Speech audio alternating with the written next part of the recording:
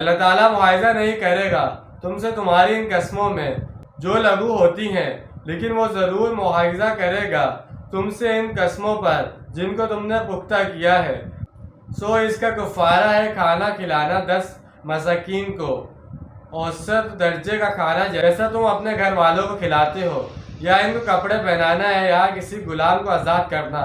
پھر جو کوئی اس کی استطاعت نہ رکھتا ہو وہ 3 دن کے روزے رکھے۔ یا کفارہ ہے تمہاری قسموں کا جب تم قسم کھا کر توڑ بیٹھو، اور اپنی قسموں کی حفاظت کیا کرو۔ اس طرح اللہ تمہارے لیے اپنی آیات کو واضح فرما رہا ہے تاکہ تم شکر کرو۔ قسموں کے سلسلے میں سورہ بقرہ میں ہدایت گزر چکی ہے۔